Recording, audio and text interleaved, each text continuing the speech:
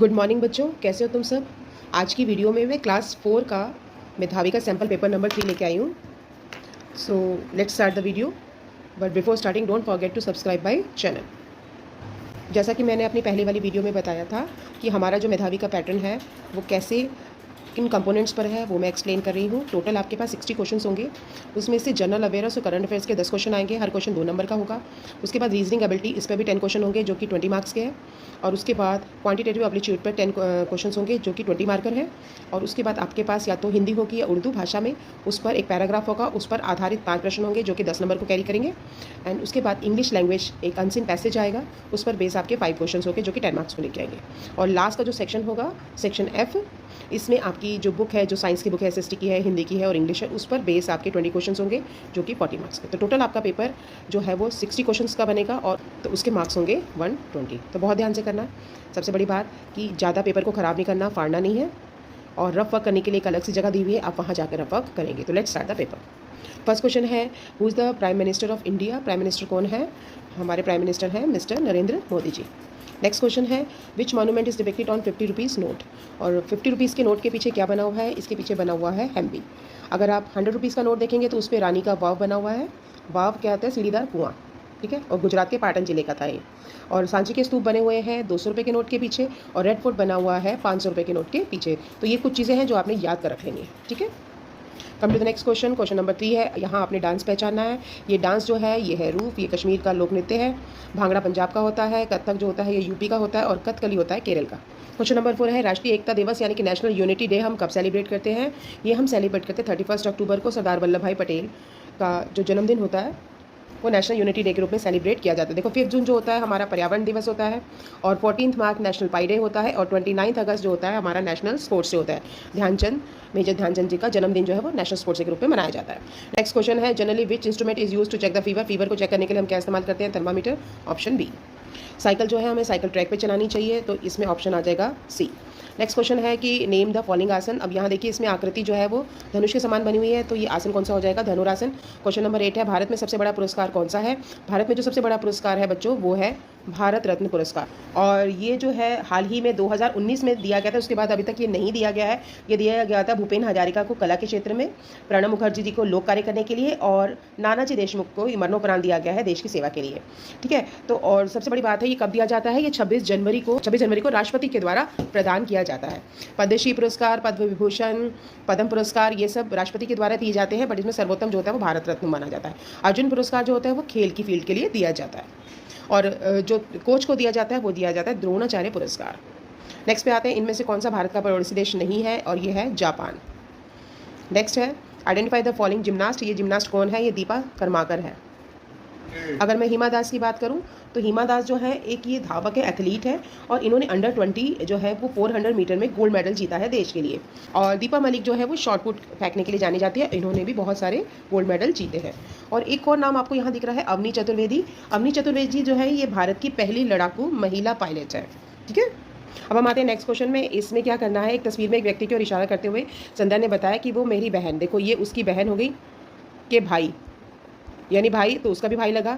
ये पिता, पिता कौन हो गए? फादर, फादर इसके भी हो गए, इसके भी हो गए, इसके भी हो गए, ठीक है। का इकलौता पुत्र है, तो ये कौन बना? उसका ब्रदर। तो यहाँ पे कौन सा ऑप्शन हो जाएगा? 2। नेक्स्ट है, इसमें श्रृंखला देखनी है, ए के बाद 1 है और फिर सी है। इसका मतलब ए के बाद एक अल्फ़ाबेट छोड़ना है, उसके बाद है ई और एच। देखिए ई और एच के बीच में 2 अल्फ़ाबेट जोड़ने, डी और ई को छोड़ा है, ठीक है। अगला है हमारा आई और एम 3rd नंबर पर। इसमें क्या है? जे, के और एल छोड़ा है हमने। तो नेक्स्ट में आ जाएगा एन के बाद ओ, पी और क्यू हम छोड़ेंगे, और लास्ट में आ जाएगा आर, और ये हो जाएगा 4th नंबर। तो हमारा ऑप्शन हो जाएगा बी। नेक्स्ट है, farmer is related to the plough in the same way the writer is related to the pen. Option B. Come to the next है, अब इसमें क्या किया हुआ है, what will be the sum of the number obtain and the original number when the 10s and 100 digit of the number this has been interchange. अब देखिए यहाँ अगर मैं नंबर लिखूँ ये वाला, ठीक है, और इसके 1s प्लेस पर 5 है, 10s पर 4 है, और 100 प्लेस पर 3 है, ठीक है। अगर मैं इनको इंटरचेंज कर देती हूँ, ठीक है, 10s की जगह 100 लिख देती हूँ, 100 की जगह 10s वाले नंबर को लिखती हूँ, तो I will get this number, ठीक है। और ये हमारा क्वेश्चन है, मैं आपको क्वेश्चन बतानी है उसमें क्या करना है। अब इन दोनों नंबर्स को हमने ऐड करना है। So what will you get? You will get 14,880. Next है किसी in certain language Ajay is coded as BKBZ, यानी AJA और Y है। तो इसका मतलब क्या है, हमने वेरी नेक्स्ट लेटर लिखना है, A के बाद B, J के बाद K, A के बाद B, G के बाद Y के बाद Z। तो अब हमने कुमार को लिखना है, कुमार के बाद K के बाद क्या हो जाएगा L, U के बाद V, M के बाद N, A के बाद B और R के बाद S। तो हमारा कौन सा ऑप्शन बन जाएगा, ऑप्शन C। नेक्स्ट क्वेश्चन है रस्सी के 3 टुकड़े करने हैं, कितनी बार काटना पड़ेगा। अब रस्सी के 1 टुकड़े करते हैं तो 2 हिस्से हो जाते हैं, 2 टुकड़े करेंगे तो 3 हो जाएगा, तो यानी जितने टुकड़े चाहिए उससे 1 कम हमें काटना पड़ेगा, तो इसमें आंसर आ जाएगा 2। क्वेश्चन नंबर 17, एरो ऐसे है फिर नीचे है फिर ऐसे है, तो इसका मतलब डायरेक्शन रिवर्स हो गई है, तो हमारा ऑप्शन आ जाएगा C। नेक्स्ट है इसमें भी जो हमारा ऑप्शन है वो रिवर्स हो जाता है, तो इसका आंसर आ जाएगा C। नेक्स्ट देखिए, अब इसको आपको पढ़ना आना चाहिए, इस क्वेश्चन में क्या लिखा हुआ है। यहाँ पर हमारे पास है फुटबॉल खेलने वाले, क्रिकेट खेलने वाले और बैडमिंटन खेलने वाले, ठीक है। अब इनमें से कौन सा ऐसा है जो तीनों खेल खेलता है, तो हमने एक ऐसा नंबर ढूंढना है, ऐसा अल्फ़ाबेट ढूंढना है जो तीनों ही सर्कल में होगा। अगर मैं A की बात करूँ तो A तो सिर्फ एक ही सर्कल में है, B की बात करूँ ये सिर्फ क्रिकेट में है, C की बात करूँ, G की बात करूँ तो ये बैडमिंटन में है, अगर मैं F की बात करती हूँ तो ये क्रिकेट और बैडमिंटन दोनों में है, बट ये A उसमें नहीं है, फुटबॉल में नहीं है। अगर मैं E की बात करती हूँ, देखो E को ध्यान से देखो, E जो है ये तीनों सर्कल्स में है, तो हमारा ऑप्शन आ जाएगा B।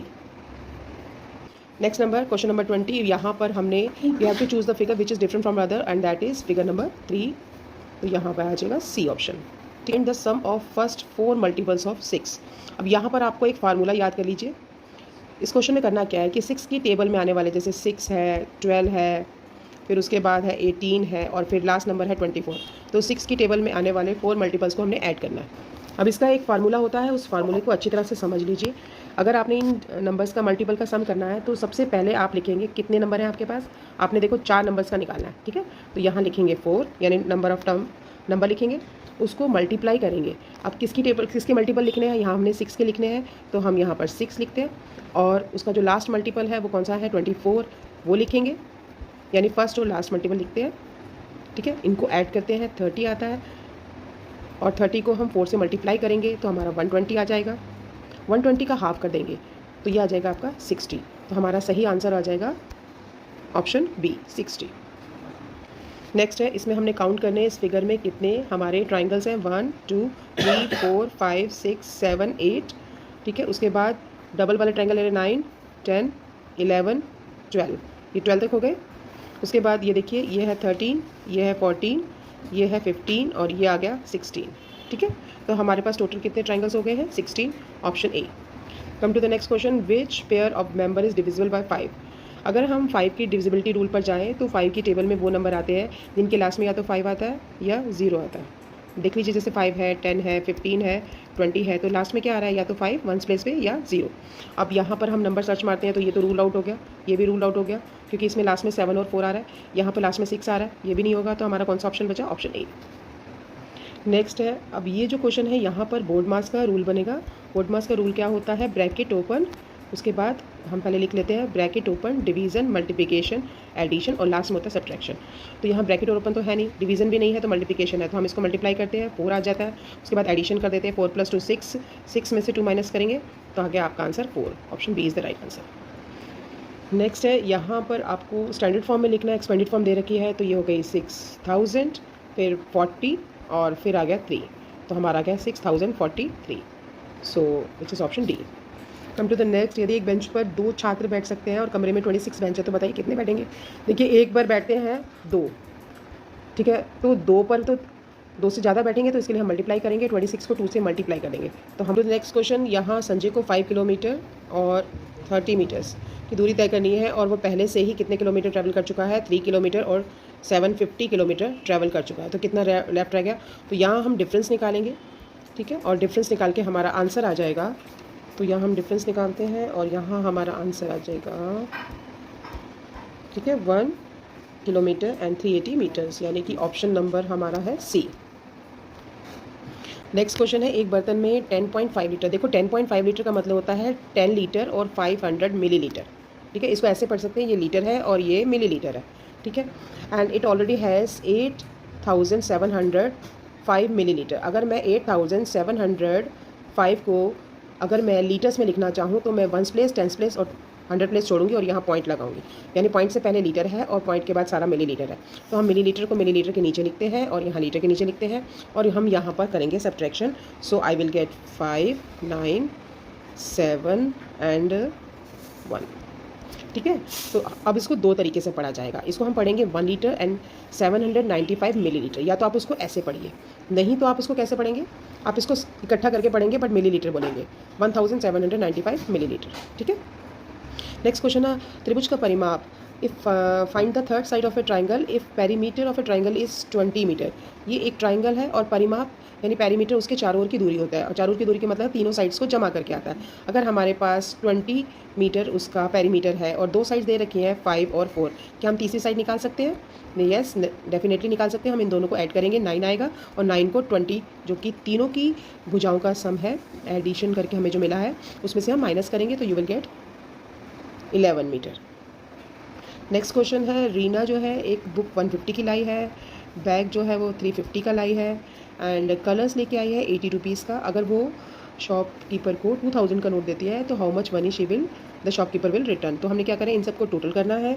टोटल हमारा आ जाएगा 580 के करीब और इसको हमने माइनस करना है 2000 से, सो यू विल गेट 1420।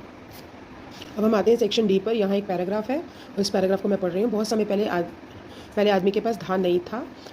सबसे पहले एक तालाब के बीच में उसने धान का पौधा देखा जो झूम झूम कर आदमी को बुला रहा था, परंतु तालाब के गहरे पानी के कारण उस तक पहुंच पाना कठिन था।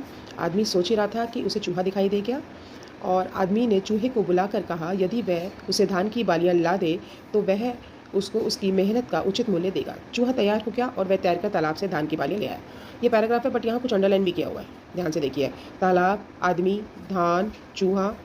ठीक है, ये आपने पैराग्राफ पढ़ लिया। अब हम आते हैं इसके क्वेश्चन आंसर्स पर। बालियों का एक वचन क्या होगा? बालियाँ बहुवचन है तो इसका एक वचन हो जाएगा बाली। अगला है, आदमी को झूम झूम कर कौन बुला रहा था? अगर आपने पैराग्राफ को ध्यान से पढ़ा तो आपको पता चलेगा कि आदमी को झूम झूम कर धान का पौधा बुला रहा था।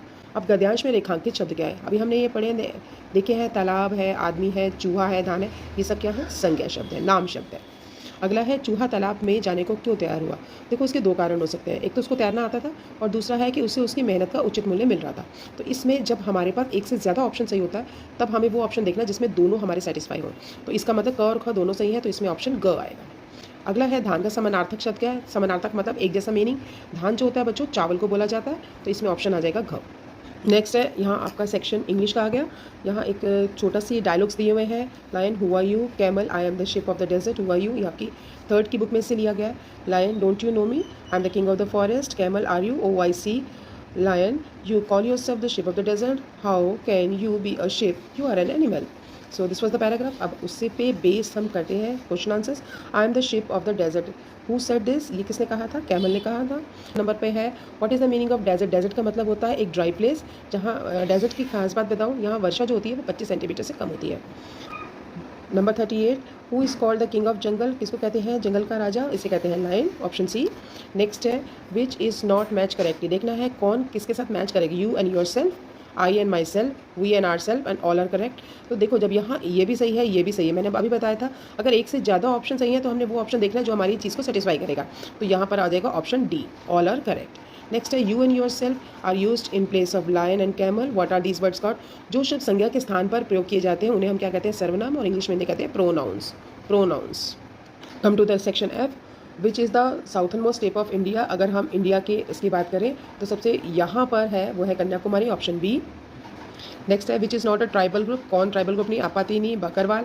अपातीनी जो है ये अरुणाचल प्रदेश का है। बकरवाल भेड़ बकरियाँ चराने वाले जम्मू कश्मीर के लोगों को बोलते हैं जो सर्दी के मौसम में नीचे आ जाते हैं तराई पर और गर्मी के मौसम में ऊपर चले जाते हैं। ठीक है, बुग्याल, मोनापा ये भी अरुणाचल प्रदेश की जनजाति है और बुग्याल जो है वो हमारी फूलों से भरी घाटियाँ है जो कि नंदा देवी, गंगोत्री और यमुनोत्री के आसपास पाई जाती है। तो इसमें सही ऑप्शन जो कि ट्राइबल ग्रुप नहीं है वो है बुग्याल।